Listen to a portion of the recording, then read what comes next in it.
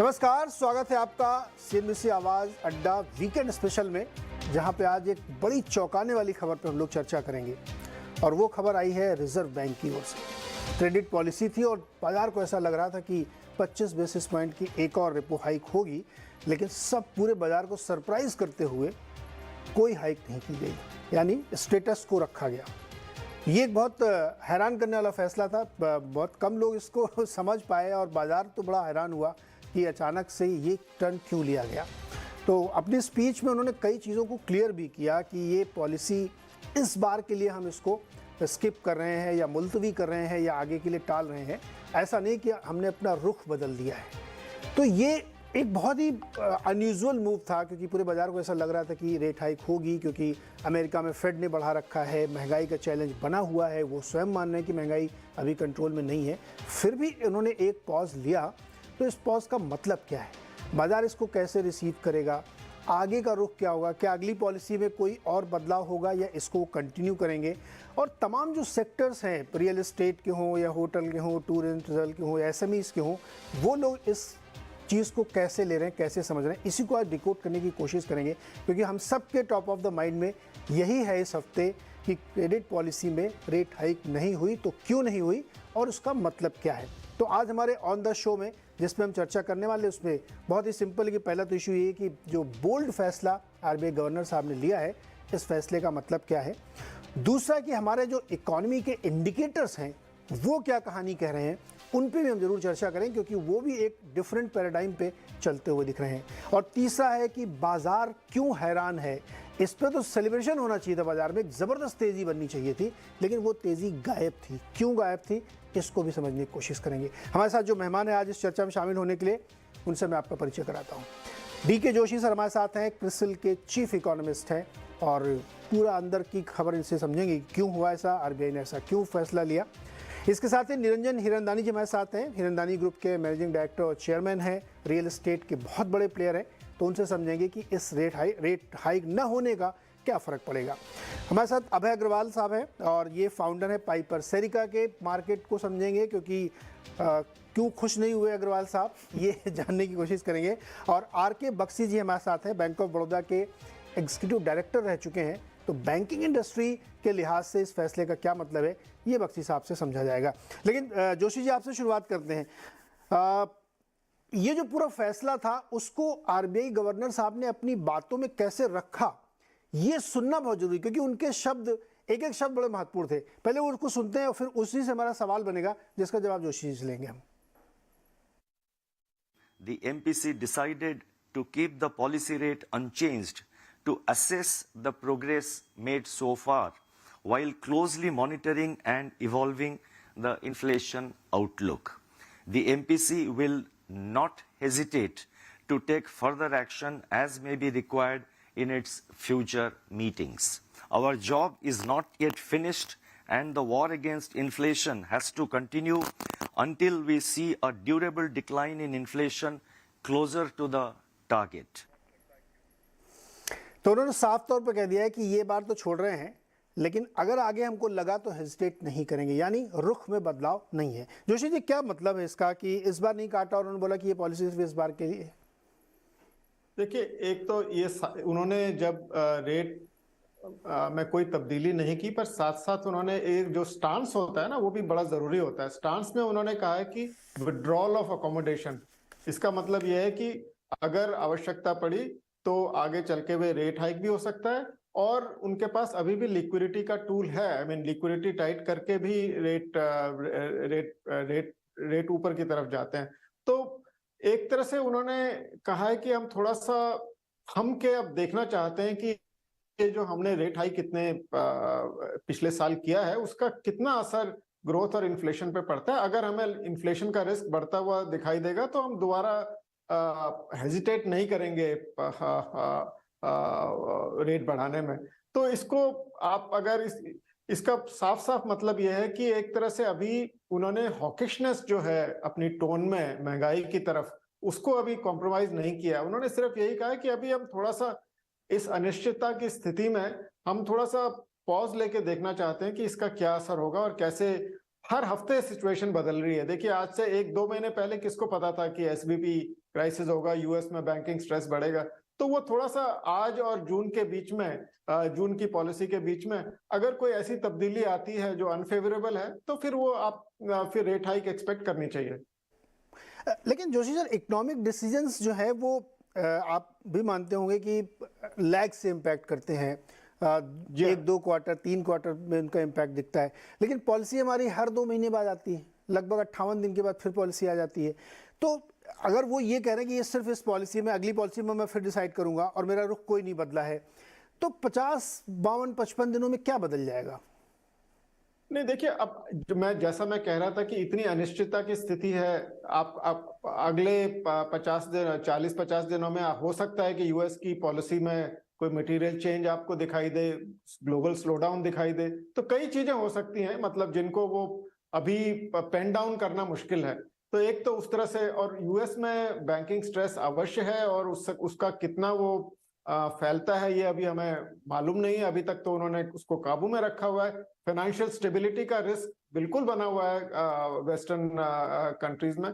तो इस स्थिति में उन्होंने उसको नजरअंदाज ना करते हुए उन्होंने एक थोड़ा सा रुख में थोड़ा सा बदलाव अपना किया है, और थोड़ा स्पीड को, मैं कहूंगा कि अभी रेट हाइक्स का साइकिल पूरी तरह खत्म नहीं हुआ है, अभी ये सिर्फ पॉज है। और उम्मीद ये करनी चाहिए कि महंगाई की दर नहीं बढ़ेगी, तो फिर हम जो रेट्स हैं वो उनको वहां का वहां देखेंगे जहां पे अभी है। पर जो आपने पहले बात कही वो बड़ी जरूरी है। देखिए, जो रेट बढ़ाता है आरबीआई तो उसका लैग्ड इम्पैक्ट पड़ता है, तो जो स्टैगर्ड रेट हाइक्स हुए हैं उनका इम्पैक्ट भी स्टैगर्ड पड़ेगा, और जो पीक इम्पैक्ट है पॉलिसी हाइक का वो आपको 2023-24 में दिखाई देगा। अभी तक हमें फील नहीं हुआ, क्योंकि housing loan rate, auto loan rate, ये सब, हाउसिंग लोन खासकर बहुत ज्यादा ऊपर चला गया है, उसका असर अवश्य आपको दिखाई देगा। तो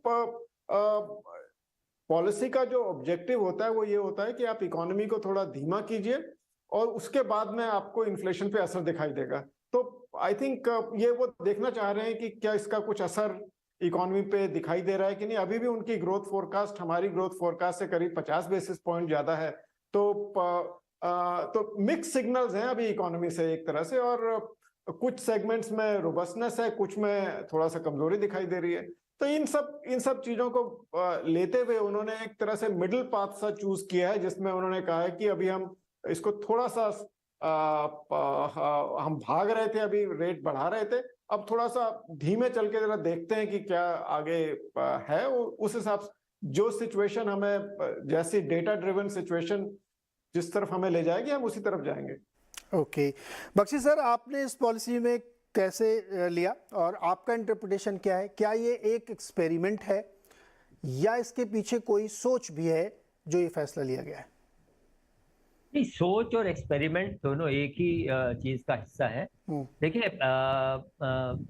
आपने खुद ही कहा, और ये फैक्ट है कि लैग के साथ में मॉनेटरी पॉलिसी का इम्पैक्ट आता है, तो वो और आया भी है। जैसे कि आज ये देखा गया कि मॉनेटरी पॉलिसी में जो अभी तक परिवर्तन 290 आप कह लें या 250 बेसिस पॉइंट, जिस तरह से भी आप देखें, उसमें जो वृद्धि की गई है उसका प्रभाव बाजार पर जरूर आया है। आज हमारा जो पॉजिटिव रियल रेट है वो ज़्यादा है कंपेयर टू जहां हमने शुरू किया था, तो आ रहा है प्रभाव। और आज देखिए, बहुत सेंट्रल बैंक्स, अक्सर ये होता है, अमेरिका में भी ये हुआ, और अमेरिका में अभी भी ये फील किया जा रहा है कि फेड, देखिए एसवीबी क्राइसिस के बाद उनका कुछ लहजा नरम नजर आ रहा है, अदरवाइज उनका लहजा बहुत स्ट्रांग था और वो बहुत बढ़ाने की बात कर रहे थे। तो एक ये फील होता है कभी कभी कि सेंट्रल बैंक जब बढ़ाने लगता है तो बहुत तेजी से आगे निकल जाता है। इफेक्ट लैग से आता है, और ज्यादा, उससे भी ज्यादा आगे निकल के जब वो वृद्धि कर देते हैं दरों में, तो उसके दुष्प्रभाव भी फिर लैग के साथ आना शुरू हो जाते हैं। इस हिसाब से देखा जाए तो आरबीआई ने बहुत समझदारी का काम किया कि यहाँ पर रुक के देखा जाए, और खास तौर पे कुछ चीजें हैं कि जो अगले साल की आरबीआई की, मार्च से ही शुरू होके अगले साल की जो आरबीआई की इन्फ्लेशन की रीडिंग्स हैं वो काफी कम है। पूरे साल के लिए उनका एक जो मानना है कि 5.2% ही इन्फ्लेशन रहेगा। तो अगर आज 6.5% रेपो रेट है तो हमारा पॉजिटिव रियल रेट रिटर्न 1.3% हो जाता है, जो कि किसी हिसाब से भी बहुत अच्छा है, बिल्कुल भी कम नहीं है। तो इस वक़्त रुक के देखना ही अच्छा था और ये हम सब जानते हैं कि अधिक रेट होने का भी दुष्प्रभाव प्रोडक्टिव सेक्टर्स पे पड़ता है, ग्रोथ पे पड़ता है, हाउसिंग और कंज्यूमर की पॉकेट के ऊपर पड़ता है। तो आरबीआई का हालांकि मॉनेटरी पॉलिसी को जो टारगेट है मॉनेटरी पॉलिसी फ्रेमवर्क में वो इन्फ्लेशन कंट्रोल का दिया गया है, लेकिन आरबीआई हमेशा जागरूक रहा है देश के ग्रोथ कंसर्न्स के बारे में और उसके देखते हुए और सभी लोगों की जो कंज्यूमर है उसकी सहूलियत को देखते हुए बहुत अच्छा कदम उठाया है। आपने कहा था शुरू में सरप्राइज किया, मैं कहता हूँ प्लेजेंटली सरप्राइज किया। प्लेजेंटली सरप्राइज किया, लेकिन आपने ये कहा कि कई बार आरबीआई या सेंट्रल बैंक बहुत तेज आगे निकल जाते हैं और इम्पैक्ट देर से आता है, या दूसरे शब्दों में कहें तो फ्रंट लोडिंग कर लेते हैं। क्या आप मानते हैं कि ये कोर्स करेक्शन है, बहुत तेजी से आप बढ़े और अब आपको लग रहा है कि नहीं कुछ ज़्यादा हो गया? क्योंकि अगर आप सीपीआई को कैलकुलेट करें और फेड के मूव को कैलकुलेट करें तब भी 6.5% आपका रेट ज़्यादा है। अगर आप केवल सीपीआई को लेते हैं तब भी आपका 6.5% ज़्यादा है। हर लिहाज से आप ज़्यादा करके बैठे हुए थे, इसलिए आपको लगता था कि कोर्स करेक्शन करना चाहिए। ऐसी बात नहीं है। देखिए अभी जनवरी और फरवरी दोनों की जो रीडिंग आई है इन्फ्लेशन की सीपीआई की वो 6.1 और 6.2% आई है, जो कि किसी भी तरह कम नहीं थी। उसके बावजूद आरबीआई ने अगर एक फॉरवर्ड लुकिंग डिसीजन लिया है कि आगे आने वाले पीरियड में उनको इन्फ्लेशन की रीडिंग कम दिखाई दे रही है और इसलिए कहीं वो आगे ना निकल जाएं। देखिए एक और बात जो हम भूल रहे हैं, हमारा इन्फ्लेशन का जो टारगेटेड बैंड है वो 4 से 6% है। अभी हम 4% की तो बात ही नहीं कर रहे हैं, अभी तो हम 6 और 6 से थोड़ा कम आने की बात कर रहे हैं। अगर हमें वास्तव में तो 4 ± 2 मतलब 2 से लेके 6% के बीच में हमारा बैंड होना चाहिए। हम तो मिडिल पॉइंट 4% की भी बात अभी नहीं कर रहे हैं।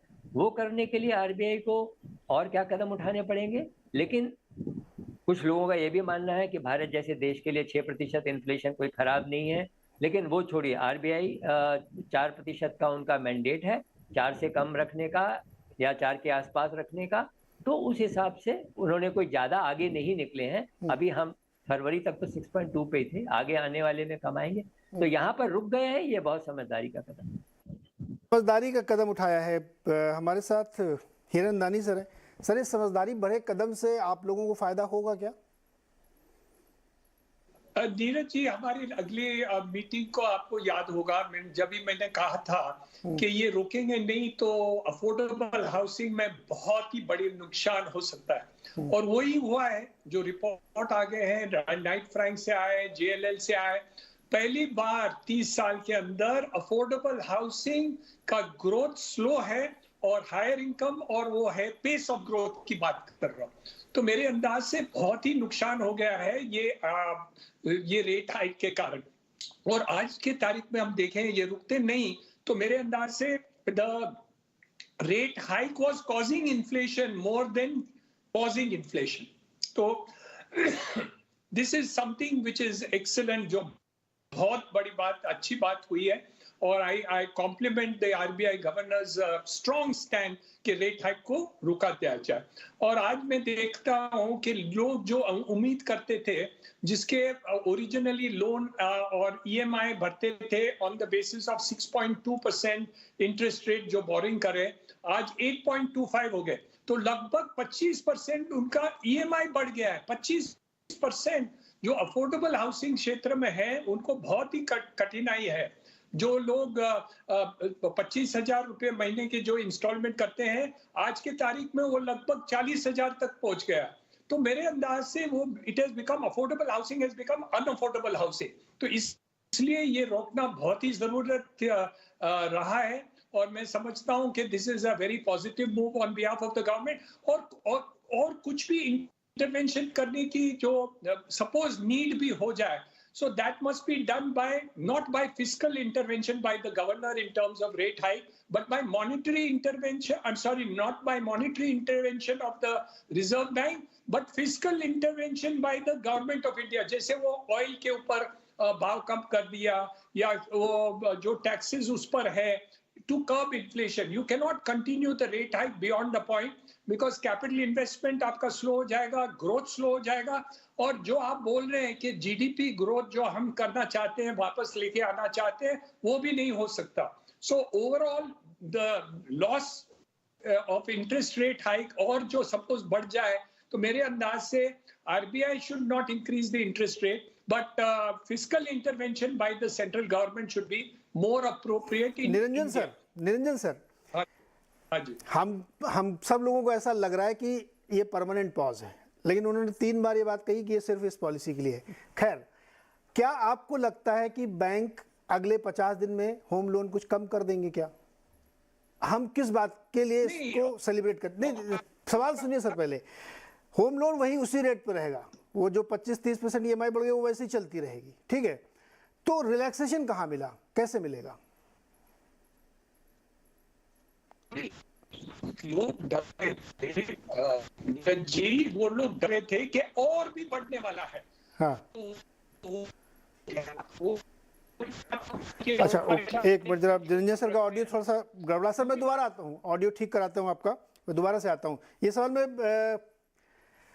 एक मिनट जोशी जी, आपसे ये सवाल मेरा है, ये वाला सवाल है कि क्या रेट कम होंगे, इसको मैं निरंजन से लूँगा. आपसे मेरा सवाल ये है, क्या नेक्स्ट 50 डेज में हम इस बात के लिए मुतमईन हैं कि इन्फ्लेशन नीचे आ जाएगा? क्या हम इस बात के लिए मुतमईन हैं कि यूएस में फेड रेट काटना शुरू कर देगा, या कम से कम हम ये मान लें कि यहाँ से ये कह देते कि पॉज है, अभी हम 3-4 बार नहीं बढ़ाएंगे, देखते हैं कैसे होगा, 3-4 क्वार्टर देखें ना कम से कम कितना लैग से इम्पैक्ट आता है. लेकिन वो तो उन्होंने कुछ कहा नहीं. और इन्फ्लेशन, आपको लगता है इन्फ्लेशन कंट्रोल्ड है? देखिए, जहां तक यूएस का सवाल है, उनमें वहां चांसेस रेट जो मार्केट है और जो फेड है उसके बीच में कॉन्ट्राडिक्टरी सिचुएशन चल रही है. फेड कह रहा है कि हम 2024 में रेट काटेंगे, मार्केट की एक्सपेक्टेशन है कि 2023 में ही कटने शुरू हो जाएंगे. तो मोटी मोटी कहानी ये है कि वहां पे जो एग्रेशन था वो अब धीरे धीरे खत्म हो रहा है जैसे जैसे फाइनेंशियल स्टेबिलिटी रिस्क बढ़ रहे हैं.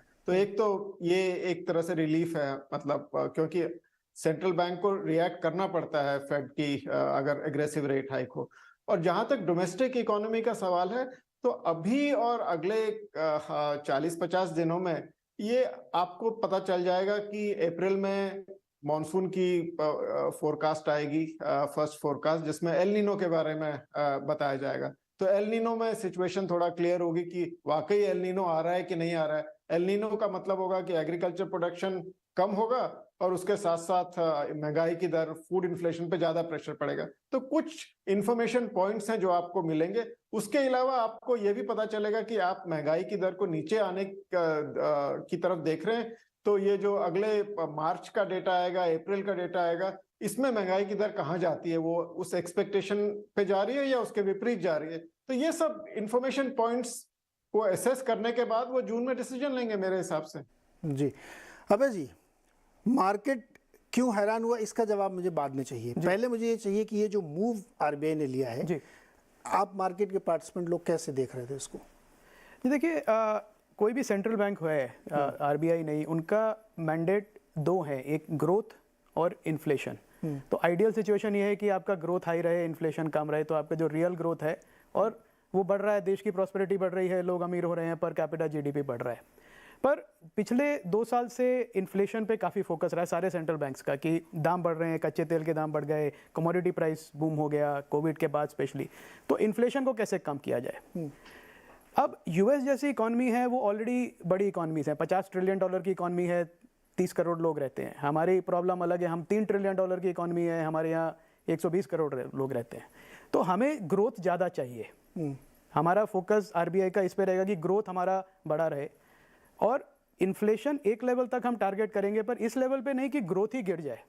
और मुझे लगता है एमपीसी ने ये बहुत ही अच्छा डिसीजन लिया. मैं बधाई देना चाहूँगा उन्हें कि without coming under pressure analyst के या फेड क्या कर रहा है या बाकी बैंक्स क्या कर रहे हैं, उन्होंने इस बात का ध्यान रखा है कि हम रेट वहाँ तक बढ़ाएं जहाँ तक कि ग्रोथ देश का कम ना हो, जीडीपी ग्रोथ हमारा चलता रहे. और as a market participant, as capital allocators, हमारे लिए तो अच्छी बात है क्योंकि हम कहेंगे कॉस्ट ऑफ कैपिटल अगर प्राइवेट सेक्टर की कम है जितनी, उतना प्राइवेट सेक्टर को ज़्यादा इंसेंटिव है कैपेक्स करने का. उतना ज़्यादा कंजम्पशन का इंसेंटिव है। अब आपने भी पढ़ा होगा कुछ केसेस अभी ऐसे हुए कि ईएमआई जो है लॉन्ग टर्म बोरोवर्स की वो उनकी रिटायरमेंट एज के आगे चली गई। तो अब आरबीआई भी ये देख रहा है डेटा कि मतलब आप कहाँ तक इस रेट को ले आए कि आपके बैंक्स के मार्क टू मार्केट लॉसेस इतने हो जाएं कि उनकी नेटवर्थ पे इम्पैक्ट होने लगे, जैसे एसवीबी पे हुआ। तो हम वहाँ तक ना जाएं, हम वहाँ तक ना जाएं कि लोग घर खरीदना बंद कर दें, लोन लेना बंद कर दें, डिफॉल्ट्स होने लगे। वो बड़ी प्रॉब्लम है, उसकी बात अभी हम नहीं करते क्योंकि एनपीएस वगैरह नहीं है, तो उतने ही रहें। तो आरबीआई ने बड़ा सेंसिबल डिसीजन लिया है ये कि आप रुक जाइए, एक बार देख लीजिए। और ये नहीं कहा उन्होंने कि ये रिवर्सल है, वो उन्होंने ये भी कहा है कि हम देखेंगे अगर वापस, अभी भी बहुत बड़ा बफर है नीरज जी, 6.5% का जो रेपो रेट है और जो अंडरलाइंग इन्फ्लेशन है 5.5, उसके आगे मैं पकड़ूं तो 100 बेसिस पॉइंट का बफर है आरबीआई के पास, वो काफ़ी है।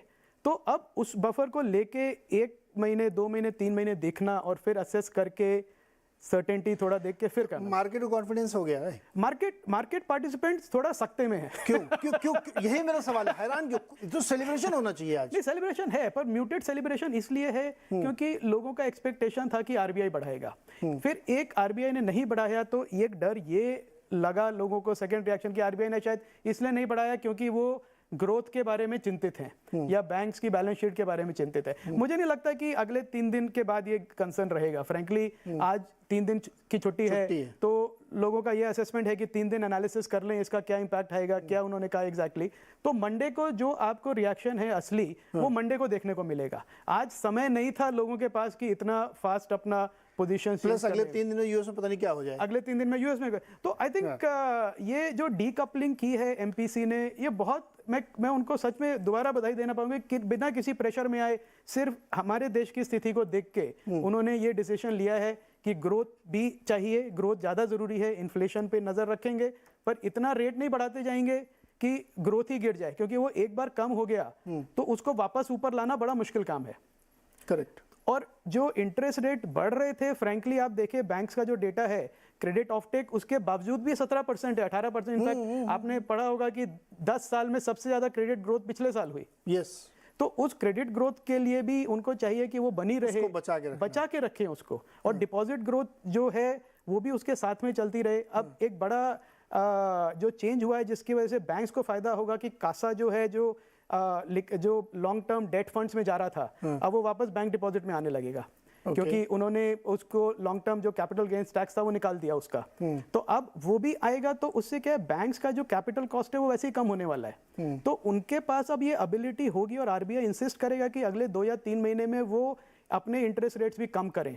क्योंकि अगर आपके पास जो म्यूचुअल फंड में, डेट फंड में इन्वेस्ट कर रहे थे, वो लोग वापस आके बैंक में करते नहीं। अब करना चाहिए। अब मेरे रेट, जब रेट, जी बिल्कुल आपकी बात एकदम ठीक है, कटता है ना तो नहीं करते, बढ़ता तो तुरंत बढ़ा देते, अगले दिन अल्को मीटिंग हो जाती है। बिल्कुल ठीक बात है आपकी वो। और इसीलिए जो आपने सुना आज भी एक फोकस था कि जो ट्रांसमिशन है वो किस तरह से हो रहा है, कि अगर पॉज लिया है तो बैंक्स अपनी तरफ से क्या कर रहे हैं। अगर आपकी कॉस्ट ऑफ फंड कम हो रहा है तो आप अपना फिक्स मार्जिन लेके आप बिजनेस करिए ना, आप क्यों मार्जिन बढ़ा रहे हैं अपना। अब आज कहेंगे मंथ एंड में हमारी अल्को मीटिंग होती है, तब तक देखेंगे 30 दिन तो ऐसे निकाल देंगे, उसके बाद 20 दिन बाद पॉलिसी इंतजार करेंगे। निरंजन सर, आप जुड़ के अपनी बात कंप्लीट करिए। जो मेरा सवाल था कि ऐसा कुछ बदलाव तो नहीं होने वाला है, तो फिर इतना मतलब क्यों इसको उस तरह से देखा जा रहा है? बदलाव क्या होने वाला है? नीरज जी, एक सिचुएशन जो है वो हकीकत ये रहा है कि अफोर्डेबल हाउसिंग को दिक्कत हो रही है with higher rate of interest rate. तो ये तो एक बहुत बड़ी बात रही। पहले 30 साल का मेरा अनुभव ऐसे नहीं रहा जहां अफोर्डेबल हाउसिंग की ग्रोथ और दूसरे जो हायर ग्रोथ है वो ज्यादा रहा है, ऐसे कभी नहीं मैं देखा। ये पहली बार रहा। दूसरी बात है जो अभी हमारे भाई साहब ने कहा वो सही है कि एक्चुअली लेंडिंग ऑफ बैंक्स और housing finance companies real estate में तो बढ़ गया है, 15% बढ़ गया है, तो उनकी बात भी सही है। लेकिन हमें ये ख्याल रखना है कि ये सब higher middle income, higher income के यहाँ ही बढ़ गया है।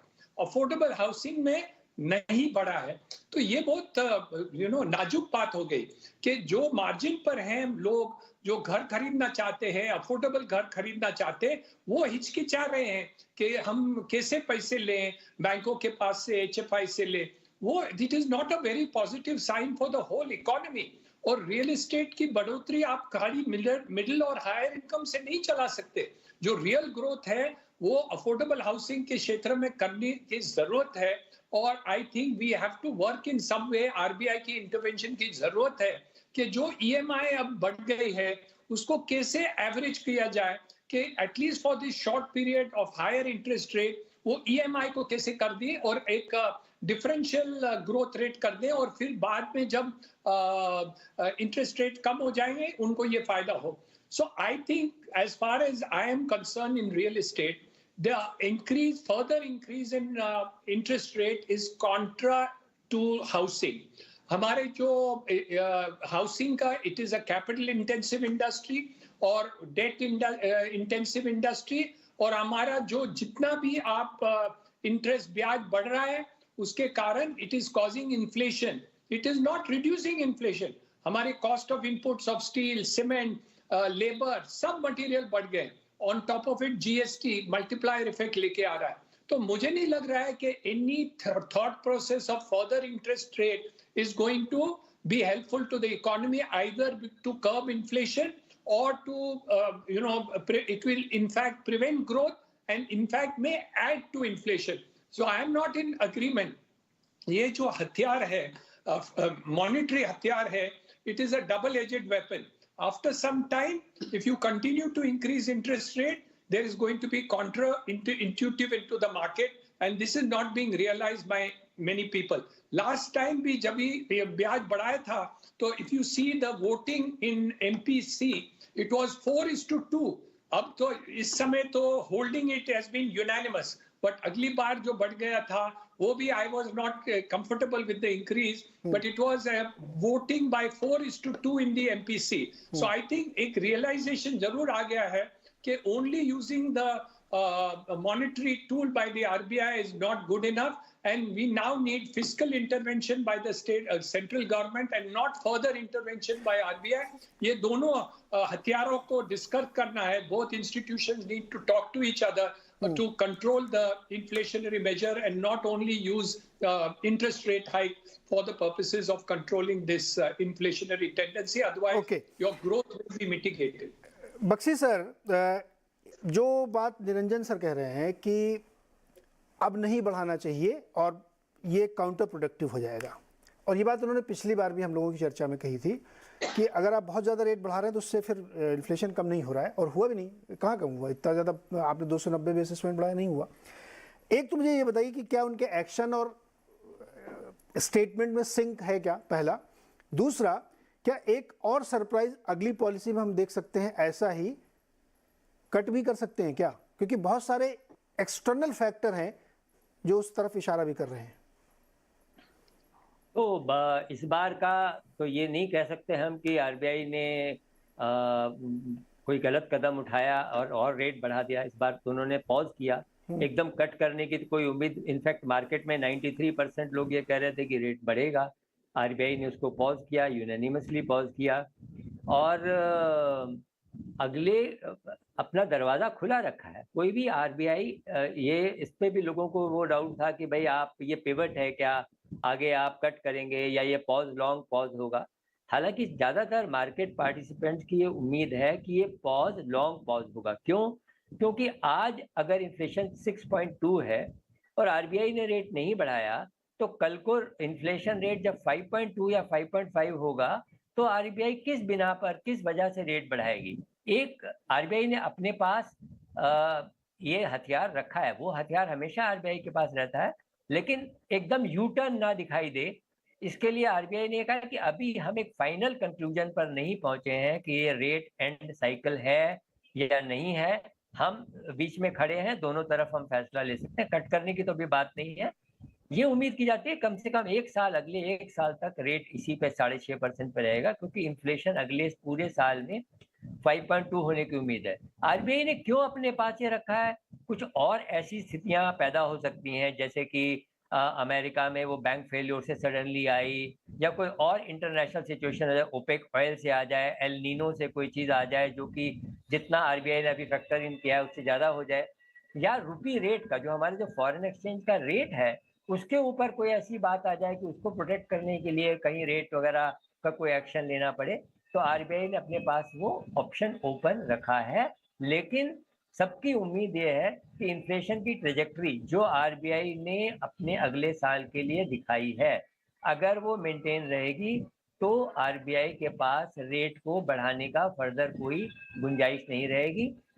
लेकिन क्योंकि हमारा इन्फ्लेशन का जो मिडिल फिगर है वो 4% की है, और अगले साल के लिए भी हम बहुत अच्छा करते करते भी 5.2% की बात कर रहे हैं, तो अभी रेट कट करने की बात शायद अगले एक साल तक ना उठ पाए।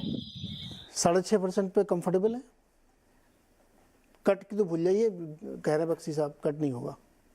नहीं, आई थिंक डेटा पे डिपेंड करेगा। आई थिंक अगले एक क्वार्टर भी 6.5 रहे तो ठीक है, कोई ऐसी मतलब एक क्वार्टर भी रहे मतलब क्या, उसके बाद कटे? उसके बाद कटे तो अच्छा ही है, मतलब अगर इन्फ्लेशन आए तो कटेंगे ही, फिर क्यों नहीं कटेंगे। अगर जो टॉलरेंस लेवल है उनका 4 से 6% के बैंड पे है, अगर क्रूड प्राइस फ्रैंकली एक तरह से सरकार का भी थोड़ा तो दोष है कि क्रूड का प्राइस गिरा 100 से 60 पे 70 पे, तो भी कोई पेट्रोल के जो प्राइस हैं पंप लेवल पे उस पर कोई फर्क नहीं पड़ा। अगर उसको काट देते तो आपका इन्फ्लेशन तो वैसे ही कम हो जाता। तो ये बड़ा एक दुविधा वाली स्थिति है कि आप सरकार एक तरफ से कह सकते हैं कि इन्फ्लेशन कम नहीं होने दे रही है, और दूसरी तरफ से आरबीआई कह रही है कि अगर इन्फ्लेशन कम नहीं हो तो रेट बढ़ा देंगे। तो अगर इस तरह के जो आर्टिफिशियल जो लेवल्स हैं अगर वो निकाल दें और क्रूड के प्राइसेस पेट्रोल के जो प्राइसेस है वो कम हो जाएं वैसे ही, तो आपका इन्फ्लेशन तो वैसे ही कम हो जाएगा। एक बड़ा कॉन्स्टिट्यूएंट है वो तो उसका इन्फ्लेशनरी प्रेशर का। और फूड प्राइसेस हैं वो डिपेंड करते हैं अलग चीज़ों पे। तो अगर ये सब मिला के अगर इन्फ्लेशन का लेवल कम आ गया तो क्यों नहीं रेट काटेगा आरबीआई? उसको कोई शौक थोड़ी ना है कि रेट ऊपर ही नहीं, अब मैं आपके सामने एक सिनेरियो पेंट कर देता हूँ अभी। हाँ, किसी ने सोचा था कि ओपेक ऐसा एक बाउंसर देगा कि मीटिंग से एक रात पहले गबन से लेके सऊदी अरब तक प्रोडक्शन कट करेंगे, अनएक्सपेक्टेड। जैसे आज आरबीआई ने एकदम चौंकाया, वैसे ओपेक ने चौंकाया, एकदम प्रोडक्शन कट और massive cut, 16.5 lakh barrel per day. दूसरा, भारत में आप देखिए मैन्युफैक्चरिंग ग्रोथ ऑलमोस्ट जीरो बनी हुई है, क्वार्टर आफ्टर क्वार्टर नहीं हो रही है, जबकि हाई फ्रिक्वेंसी डेटा कुछ और कहानी कह रहा है। इसको कैसे एडजस्ट करें? ग्रोथ कहाँ पे हो रही, कैसे कम होगा इन्फ्लेशन? वो तो मुझे दिख नहीं रहा कहीं पे। नहीं, पर आपको एक ही इंडिया जैसी कंट्री के लिए सिर्फ एक ऑप्शन है कि हम आगे बढ़ सके, वो हमारा जीडीपी ग्रोथ। और जीडीपी ग्रोथ को सपोर्ट करने के लिए कॉस्ट ऑफ कैपिटल कम करना पड़ेगा। और कॉस्ट ऑफ कैपिटल कम करने के लिए जो अगर हमको कैपेक्स ड्राइव करना है और आप किसी को कहें कि आप प्रोजेक्ट लगाओ बड़ा, पर आपको बैंक से हाई इंटरेस्ट पे लोन मिलेगा, तो वो क्यों करेगा? फिर उसको इंसेंटिव कुछ देना पड़ेगा कि आप उसको बने। तो आई थिंक एक जो डर बैठा हुआ है डोमेस्टिक कंज्यूमर, डिस्क्रिशनरी कंज्यूमर के, मैं उनकी बात नहीं कर रहा जो कमोडिटी जो खाने पीने की चीज़ें कंज्यूम करते हैं, कपड़े, उसकी बात नहीं कर रहा। मैं कह रहा हूँ जो रियल एस्टेट है, एक बड़ा सेक्टर है, पर आप देखिए कोई ग्रोथ नहीं है। 10 साल पहले जो प्राइसेस थे वो अभी भी हैं। आप टेक्सटाइल सेक्टर देख लीजिए, इतना बड़ा एम्प्लॉयमेंट जनरेटर है, पर उसमें कोई ग्रोथ नहीं है क्योंकि सरकार ने एफटीए साइन नहीं किया, सरकार ने और भी काफ़ी चीज़ें कर सकते थे, नहीं की उन्होंने। तो इन सब सेक्टर्स को प्रमोट करने के लिए एक सरकार की भी हेल्प लगी। आरबीआई तो एक मॉनेटरी अथॉरिटी है, वो अकेला कितना क्या कर लेगा? वो ज्यादा से ज्यादा कॉस्ट ऑफ कैपिटल कम कर देगा, आपकी कॉस्ट ऑफ कैपिटल ऊपर नीचे कर देगा। पर दूसरी तरफ जो ग्रोथ है, जो अगर मैन्युफैक्चरिंग की ग्रोथ है, उसमें आरबीआई का मेरे ख्याल से 5% कंट्रीब्यूशन होगा। बाकी तो फिर सरकार के ऊपर है कि आप क्या इंसेंटिव दे रहे हैं आप मैन्युफैक्चरर्स को कि वो कैपेक्स अपना किक ऑफ करें, एक्सपोर्टर्स को क्या इंसेंटिव दे रहे हैं, ज़्यादा एक्सपोर्ट करें, इंपोर्ट सब्सटीट्यूशन के लिए क्या पीएलआई के अलावा और क्या दे रहे हैं। तो ये काफ़ी चीज़ें हैं जो गवर्नमेंट को भी सोचनी पड़ेंगी कि वो क्या कर रहे हैं। आरबीआई तो उनका एक सपोर्ट एलिमेंट है, एक सपोर्ट ग्रुप है उनका, एक आर्म है उनकी। तो आपकी बात को मैं बहुत आसान शब्दों में रख देता हूँ कि अगर किसी व्यक्ति को उसकी जॉब की गारंटी दे दी जाए कि अगले 20 साल तक तुम्हारी जॉब पक्की है, तो 15% पे भी होम लोन लेके मकान खरीद लेगा। बिल्कुल। लेकिन अगर जॉब की गारंटी नहीं है उसको कि कल क्या होगा, तो वो 6% पे भी लोन लेने से डरेगा क्योंकि उसको पता नहीं आगे क्या होने वाला। तो इसलिए मॉनेटरी का एक सर्टेन लेवल के बाद उसका इम्पैक्ट फिर बहुत कारगर नहीं होता है।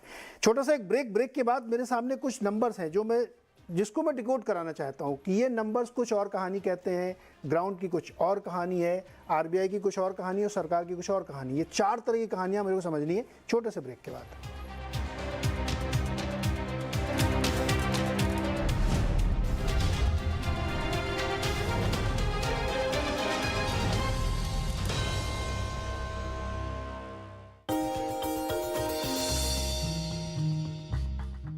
डू यू नो में आज हम बातचीत करने वाले हैं होटल अशोका के बारे में। दरअसल ये आईटीडीसी मैनेज्ड होटल, जिसके बारे में आपने कई बारी चर्चाएं सुनी होंगी, खासतौर से इसके विनिवेश को लेकर या मोनेटाइजेशन को लेकर।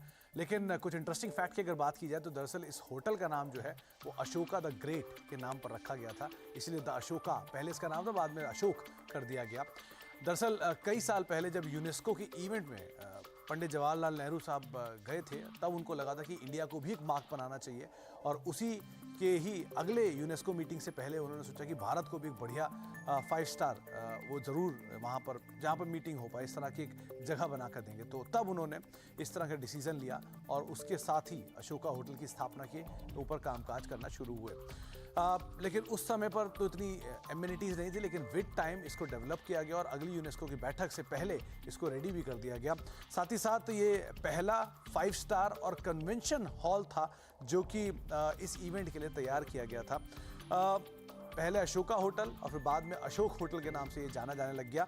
कुछ इंटरेस्टिंग फैक्ट में, ये दिल्ली का लार्जेस्ट पिलर लेस यानी कि बिना खंभों के सबसे बड़ा कन्वेंशन हॉल वाला कोई अगर होटल है दिल्ली में तो वो अशोका होटल है, और एक बड़े स्प्रेड एरियाज में यानी कि 11 एकड़ की ज़मीन में ये होटल बना हुआ है। तो अगर आप कभी भी नेक्स्ट टाइम उस होटल की तरफ जाएंगे तो उसका आकार विकार ज़रूर देखिएगा, किस तरह का भव्य होटल ये बनाया गया है। करीब करीब 2 लाख स्क्वायर फीट का यहाँ पर रिटेल और ऑफिस स्पेस है। रफली 30,000 के आसपास के यहाँ पे जो स्क्वायर फीट के आसपास के बैंक्वेट्स हैं। इसके अलावा 8 रेस्टोरेंट हैं जो कि करीब करीब 25,000 स्क्वायर फीट्स के हैं। तो इस तरह का एक मासिव एरिया जो कि 11 एकड़ के अंदर बनाया गया है और इस तरह की एमिनिटीज़ वहाँ पर प्रोवाइड की गई हैं। कुछ इंटरेस्टिंग फैक्ट में एक बहुत इंटरेस्टिंग फैक्ट ये है कि वहाँ पर एक मैंगो ट्री है जिसको खुद पंडित जवाहरलाल नेहरू ने उस समय पर प्लांट किया था, वो आज भी है, और आज भी उस पेड़ के जो मैंगोज होते हैं उससे वहाँ पर जैम और पिकल जैसी चीज़ें जो आप अगर होटल में यूज़ करेंगे।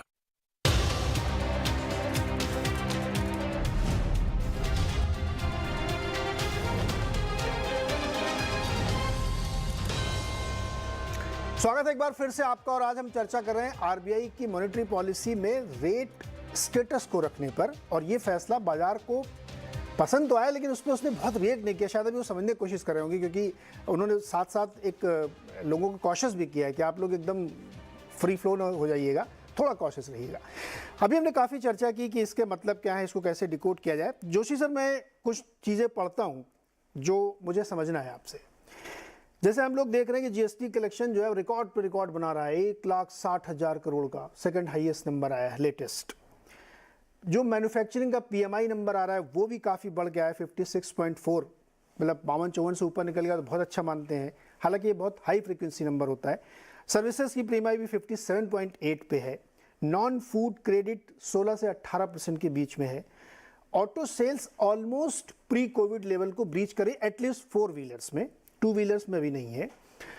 पैन इंडिया हाउसिंग सेल्स है, भले ही इसमें निरंजन सर कह रहे हैं दिक्कत आ रही है, लेकिन नंबर्स अभी तक के कम से कम ये शो कर रहे हैं कि हाउसिंग की सेल्स है। एयर ट्रैफिक खूब चल रहा है, खूब भर भर के फ्लाइट्स जा रही हैं, एयरपोर्ट में बिल्कुल मजमा लगा हुआ है लोगों का।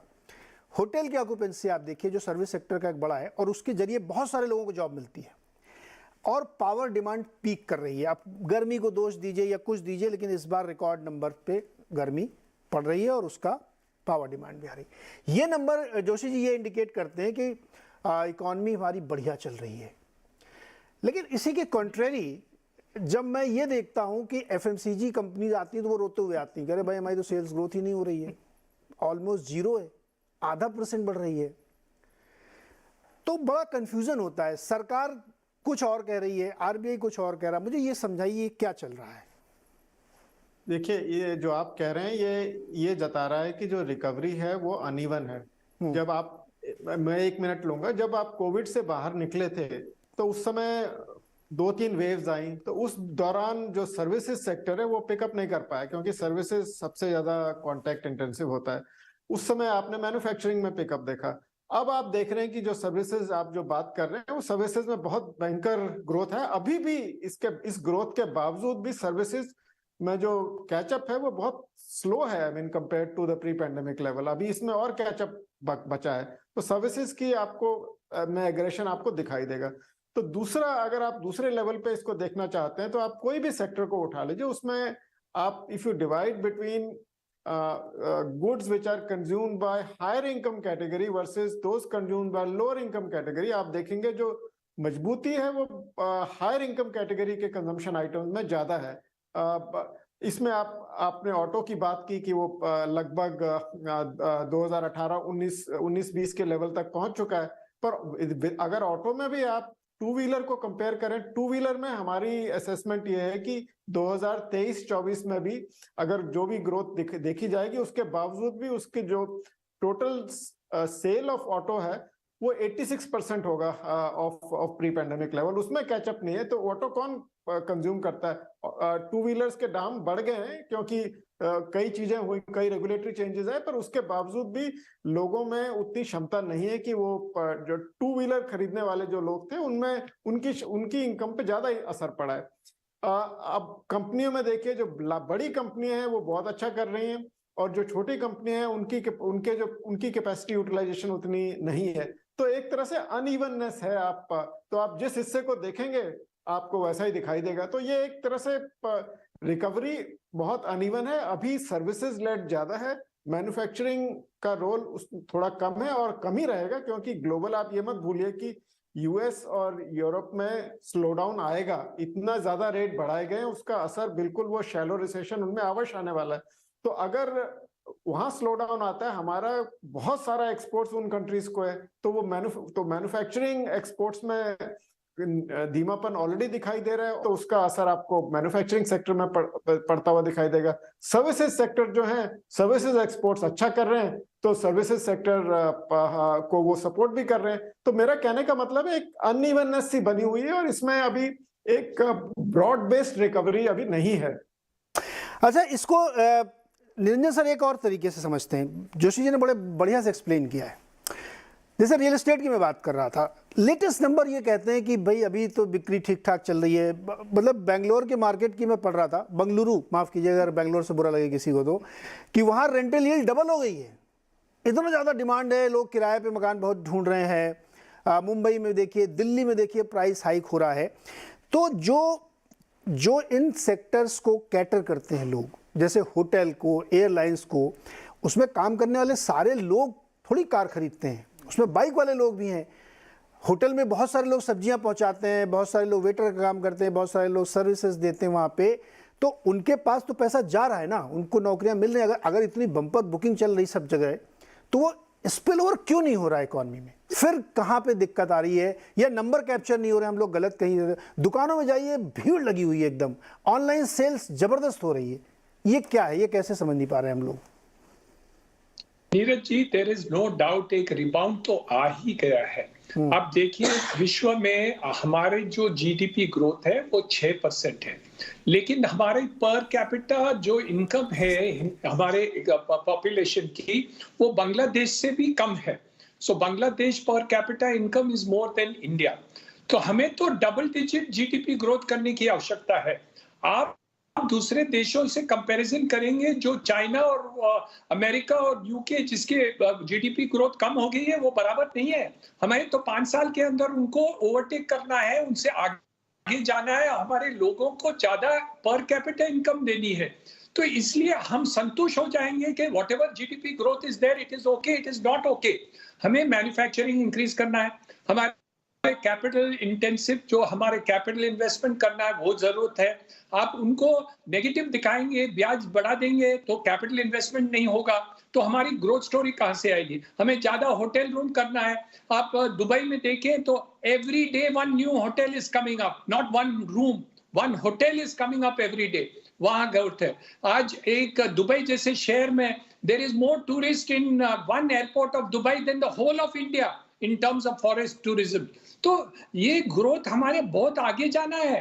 If you want prosperity of India, then if you don't have GDP growth which is absolutely double digit, हम कहां भी नहीं पहुंच सकेंगे। ये 6% से हमें सेटिस्फैक्शन नहीं रहना है। तो जब आप इंटरेस्ट रेट और ब्याज बढ़ाते जाएंगे, you are putting a slow negative to all. ये जो बढ़ोतरी ग्रोथ आप एयरपोर्ट पर देखते हैं, होटल में देखते हैं, this is a rebound of people during the Covid period.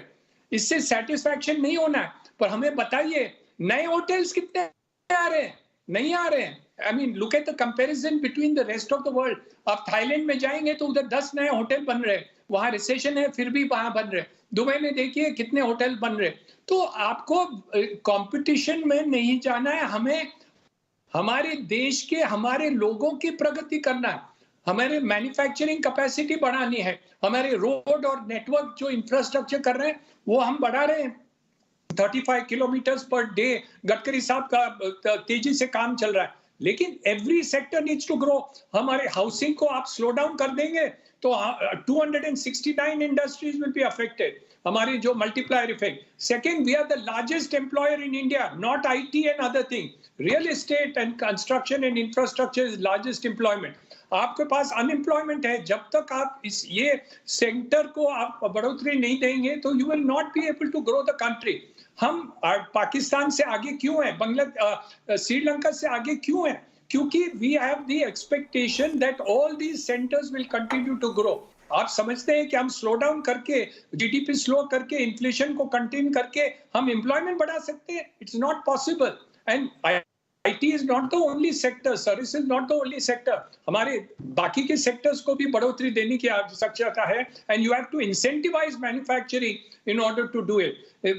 हम बता रहे हैं कि मैन्युफैक्चर बढ़ रहे हैं, but the growth of manufacture has to increase much more if you want to be a China plus for the rest of the world. Yes, it is increasing, but is it enough for country's prosperity? Answer is not enough. इसलिए मुझे डर है और भय है कि हम ब्याज बढ़ाते जाएंगे तो और भी ये सेटबैक हो सकता है, and we can not afford. हम आगे जा रहे हैं तो हम रिस्क बख्शी नहीं सर, ले सकेंगे। बख्शी सर, अब इस डिबेट को हम लोग क्या सरकार के पाले में ले जाएं क्या, कि बॉल उनके कोर्ट में है कि भाई बहुत सारी ऐसी चीज़ें हैं जो उधर से होनी है, आरबीआई क्या करेगा? जैसे निरंजन सर कह रहे हैं कि बढ़ा के रेट आपने ऐसी जगह लाके खड़ा कर दिया जहाँ के फिर अब हम क्यों पैसे लगे, हम क्यों कैपेक्स करेंगे?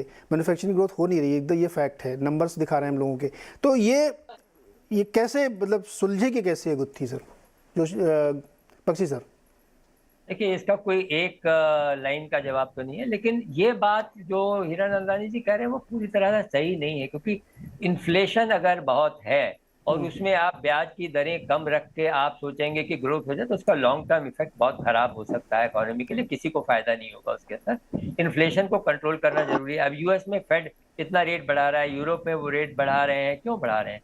ज्यादातर सब कंट्रियों ने, कनाडा ने बढ़ाया, ब्रिटेन ने बढ़ाया, सबने बढ़ाया, तो वो जरूरी है। जहां तक इंडस्ट्री को बढ़ावा देने की और प्रोडक्टिव कैपेसिटी बढ़ाने की जरूरत है और चाइना +1 का पूरा लाभ लेने की जरूरत है, उसमें कहीं ना कहीं पॉलिसी लेवल पर उनका जो ईज ऑफ डूइंग बिजनेस खाली एक्चुअल होना चाहिए। और अब पीएलआई गवर्नमेंट ने लाया, तमाम सेक्टर्स में लाया, और पीएलआई के चलते काफी इन्वेस्टमेंट भी हुआ, और उसका जो एक एंगल था वो यही था कि प्रोडक्शन लिंक्ड, यानी आप और इन्वेस्टमेंट करें और ज्यादा प्रोडक्शन करें तभी आपको इंसेंटिव मिलेगा। ये नहीं कि पुरानी कैपेसिटी पे आप इंसेंटिव लेंगे। तो वो एक कदम उठाया।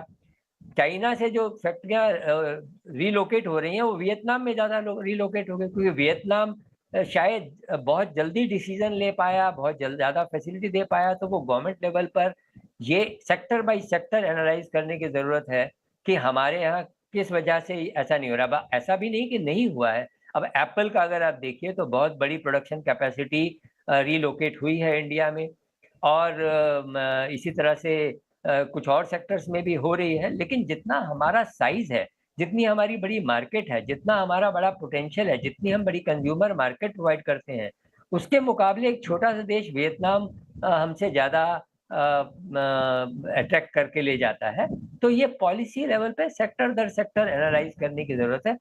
खाली ब्याज दरों से अगर आज किसी इंडस्ट्री को ये नज़र आता है कि उसके पास मार्केट की डिमांड है और उसको एक प्रॉफिटेबल बिजनेस मॉडल अवेलेबल है, तो ब्याज का दर जो है उसके लिए केवल एक छोटा एलिमेंट है, वो फाइनल एलिमेंट नहीं है जिसकी वजह से वो अपनी इंडस्ट्री नहीं बढ़ाएगा। और जहां तक और उसी के लिए इन्फ्लेशन को कंट्रोल करना और जरूरी है, क्योंकि जैसे जोशी जी ने कहा अनइवन रिकवरी है, तो जो गरीब तबका है, मिडिल से लोअर मिडिल क्लास है, उनके पास इन्फ्लेशन का दुष्प्रभाव ज्यादा पड़ता है और इसके लिए उनको अपने खर्चे, उनकी ग्रोसरी और घर के खर्चों में ही सारा पैसा उनका लग जाता है, तो वो ना तो अफोर्डेबल हाउसिंग खरीद पा रहे हैं, ना वो और कोई डिस्क्रिशनरी आइटम खरीद पा रहे हैं।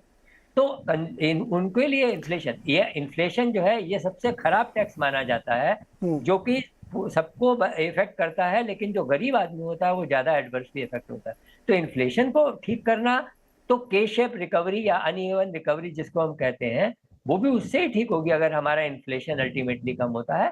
इंडस्ट्री, मैन्युफैक्चरिंग, प्रोडक्टिव सेक्टर्स बढ़ाने की जरूरत है। हीरानंद जी का पॉइंट बिल्कुल ठीक है कि रियल एस्टेट सबसे बड़ा एम्प्लॉयमेंट देने वाला एक सेक्टर है और सरकार को उसके लिए सेक्टर दर सेक्टर ये करना चाहिए कि चाइना से किस तरह जो रीलोकेट हो रही है इंडस्ट्री, उनको हम अपने यहाँ ला पाए, इस प्रकार हम अपनी कंट्री को एक एक्सपोर्ट का बेस बनाए। कुछ बहुत अच्छे हमारे मंत्री हैं जो इसके बारे में बहुत पॉजिटिव और बहुत ही सुलझे तरीके से सोच रहे हैं, और मुझे उम्मीद है कि कोई बिल्कुल शक करने की गुंजाइश नहीं कि PLI के बाद में और एप्पल के यहाँ आने के बाद में और इसी तरह के और भी कदम उठाए जाएंगे। मुझे लगता है कि मिनिस्ट्री और कई मंत्री और टोटल सरकार जागरूक है इस बारे में, होगा जरूर भी आएगा। और इन्फ्लेशन को कंट्रोल करना लेकिन उसके लिए पूरी तरह से जरूरी है, जिससे गरीब तबके को जो इन्फ्लेशन की मार पड़ रही है, जो अनइवन टैक्स वो बियर कर रहे हैं, उसका भार उन पे कम हो।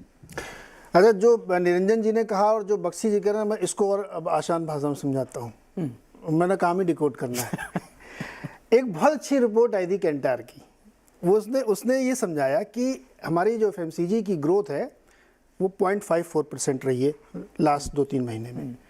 वो भी इसलिए क्योंकि पॉपुलेशन इंक्रीज हुई है, तो सब लोगों ने कंज्यूम किया, इसलिए थोड़ी ग्रोथ आपको दिख रही है। यानी हमें एक्सपीडाइट करने की ज़रूरत है। अगर आप एक नॉर्मल ग्रोथ से चल रहे हैं तो आपकी पॉपुलेशन इंक्रीज भी हो रही है, तो उसी में बढ़ जा रहा है। आप कमाओ और बांटो, कमाओ और बांटो, उसको एक पुश देने की ज़रूरत है। इसलिए निरंजन जी भी वही बात कर रहे हैं, बख्शी जी भी वही बात की, थोड़ा सा एक बूस्ट की ज़रूरत है। मेरा आपसे सवाल ये है कि अमेरिका ने एक मॉडल अपनाया जब कोविड आया, उसने फ्री में बहुत पैसे बांटे लोगों को, डोल दिए, हर हफ्ते पैसे देते थे, सिस्टम में इतनी लिक्विडिटी झोंक दी वहाँ पे कि इन्फ्लेशन वहाँ पे 10% तक चला गया। अब उनकी समस्या नौकरियां घटाने की, इन्फ्लेशन को तोड़ने के लिए वो बेरोजगार करना चाहते हैं लोगों को। स्टिल वहाँ पे 1.65 जॉब एवरीबडी के लिए है, 4 तक पहुंच गया था, वहां से काट के यहाँ तक लेके आए। और उनको लगता है कि जब एक 1:1 आ जाएगा तो मेरे को कंट्रोल हो जाएगा। तो एक मॉडल ये है। एक मॉडल ये है कि नहीं साहब, हम इन्फ्लेशन कंट्रोल करेंगे, उसको जाने नहीं देंगे किसी भी हालत में, भले ही लोग बेरोजगार बने रहें। कौन सा मॉडल सही है? देखिए नीरज जी, हमारी बात भी हुई इसके पहले भी कि अमेरिका का जो मॉडल है, प्रॉब्लम है वो हमारे से बहुत अलग है। वो देश ऐसा है जो पर कैपिटा GDP हमसे 60-65 टाइम ज़्यादा अमीर है, तो उनकी जो प्रॉब्लम है उसकी दवाई अलग है। क्वेश्चन रिफ्रेश करता हूं मैं हीरानंद जी की तरफ से डेविल्स एडवोकेट बन जाता हूं कि मान लीजिए आप कह रहे हैं कि हम रेट काट के 4% पे ले आए, ठीक है, 6.5 का 4, इन्फ्लेशन शूटअप होके 8% तक जाएगा, ठीक है, लेकिन उसकी वजह से बहुत सारे मकान बनेंगे, फैक्ट्रियां लगेंगी, सिस्टम बनेगा, रोजगार मिलेगा ना? बिल्कुल मिलेगा। तो रोजगार मिल के उसको कंट्रोल करना ज्यादा इजी है कि बेरोजगार रख के उसको कंट्रोल करना ज्यादा इजी है? तो आई थिंक RBI का जो आज की पोजीशन है बहुत क्लियर है। वो जो आप कह रहे हैं बिल्कुल उसी से वही तो MPC कहने की कोशिश कर रही है कि हम बेरोजगारी बढ़ाना नहीं चाहते हैं। हम ये नहीं चाहते कि बेरोजगारी, अमेरिका का मॉडल है कि बेरोजगारी बढ़ाओ तो इन्फ्लेशन कम हो जाएगा। वो भी मॉडल, उसकी भी कोई गारंटी नहीं है कि वो सक्सेसफुल होगा। तो ऐसा नहीं है कि जो इन्फ्लेशन एक ऐसी दवाई है जो आपने इंटरेस्ट रेट हाइक ऐसी रेट दवाई आपने लगा दी और दूसरी तरफ से इन्फ्लेशन गिरना, वो कोई ज़रूरी नहीं है, क्योंकि सप्लाई साइड पे भी चैलेंजेस हैं। अगर आपकी सप्लाई नहीं आ रही है, जैसे निरंजन जी ने कहा होटल रूम की बात करें, क्यों होटल रूम के प्राइसेस इतने बढ़ रहे हैं? क्योंकि पूरे देश में 1,60,000 होटल रूम है, चाइना में 40 लाख हैं। तो आप क्या कंपैरिजन करेंगे? मतलब 40 लाख के सामने हमारे यहाँ 1,60,000 है, तो कम है, तो इसीलिए तो लोग भीड़ लगा के और पैसा, अगर हम उसको बढ़ा के 2.5 लाख कर दें तो रेट कम हो जाएंगे। तो 2.5 लाख करने के लिए पैसे चाहिए ना। तो पैसे इसलिए नहीं कोई लगाना चाह रहा है क्योंकि इंटरेस्ट रेट इतने कि उसके प्रोजेक्ट कॉस्टिंग में फिट नहीं हो रहा है वो उसमें हिम्मत नहीं है कि इतने रेट पे मैं ले लूं। पर अगर आप रेट कम कर अगर यहाँ से दिल्ली जाने का टिकट, एयर टिकट 3,000 रुपए को हो तो मैं हर हफ्ते जा सकता हूँ, 2 दिन की मेरी छुट्टी होती है, मैं जाके घूम के लौट आऊँ। लेकिन जब मुझे लगता है कि 10,000 का टिकट मिले तो मैं कैंसिल कर देता हूँ। तो इससे मेरा नुकसान से ज्यादा एयरलाइंस का नुकसान है। तो एयरपोर्ट बनाएं, बढ़ाएं, ज़्यादा एयरलाइन आए, फ्लाइट्स बढ़ें, तो उसका एक सप्लाई बढ़ेगी तो ऑटोमेटिकली एक इम्पैक्ट आएगा ना, इन्फ्लेशन कम होगा। पर उसके पहले आपको उस सप्लाई को जो लाना चाहता है उस इंडस्ट्री को सपोर्ट करना पड़ेगा कि हाँ हम आपको आपके कॉस्ट ऑफ कैपिटल कम कर रहे हैं। तो उस रास्ते पे चलना ज़्यादा ज़रूरी है हमें इंडिया में, रादर देन लुकिंग कि यूएस क्या कर रहा है और या फिर ऑस्ट्रेलिया क्या कर रहा है या फिर ईसीबी क्या कर रहा है, उससे हमारा फ्रैंकली कोई लेना देना नहीं। अभी जो हम 290 बेसिस पॉइंट यानी 2.9% तक बढ़ा के लाए, हम तो यूएस के दबाव में लाए हैं क्या? हाँ, नहीं यूएस के दबाव में नहीं लाए, पर एक वो है कि भाई ग्लोबल इन्फ्लेशन है, हर तरह का इन्फ्लेशन प्रेशर चल रहा है। मुझे लगता है कोई दबाव है, मुझे लगता है कि हमारी जो एमपीसी है बहुत इंडिपेंडेंट माइंडेड है, लोकल इश्यूज को देख के चलते हैं, सेंसिबल डिसीजन लेते हैं। अभी तक जितने भी उन्होंने लिए मैं कहूँगा बहुत सेंसिबल डिसीजन है। पर मैं चाहूँगा as a private participant in India GDP कि कॉस्ट ऑफ कैपिटल जो है वो बढ़े नहीं, क्योंकि कॉस्ट ऑफ कैपिटल बढ़ेगा तो प्राइवेट कैपेक्स फॉर्मेशन बहुत मुश्किल हो जाता है। सरकार कितना कैपेक्स करेगी? आप सीमेंट की सेल देख लीजिए, आप सीमेंट कंपनी से बात करिए, वो कहते हैं हमारा सारा जो सेल है वो सरकार को हो रहा है, प्राइवेट सेक्टर में कोई कैपेक्स ही नहीं कर रहा है। तो कैपेक्स को इंसेंटिवाइज करने के लिए आपको देना पड़ेगा वो कॉन्फिडेंस फाउंडर्स। तो ये एक बहुत ही मतलब चिरंतन बहस है, ये हमेशा चलती रहती है कि कहाँ से किस सिरे को पकड़ा जाए जो इस पूरे चक्र को ठीक करे। और इसी बहस के बीच में शायद कहीं एक रास्ता निकलेगा जो एक बैलेंस अप्रोच होना चाहिए, जो शायद आरबीआई करने की कोशिश कर रहा है। तो इस पूरी चर्चा में हम लोगों ने समझने की कोशिश की कि इस मूव का मतलब क्या है और आने वाली पॉलिसीज़ में इस मूव को कैसे देखा जाएगा और बाजार इस पर कैसे रिएक्ट करेगा। बहुत बहुत शुक्रिया आप सारे मेहमानों का, बहुत अच्छे से हमारे दर्शकों को आसान भाषा में समझाने के लिए बहुत बहुत शुक्रिया।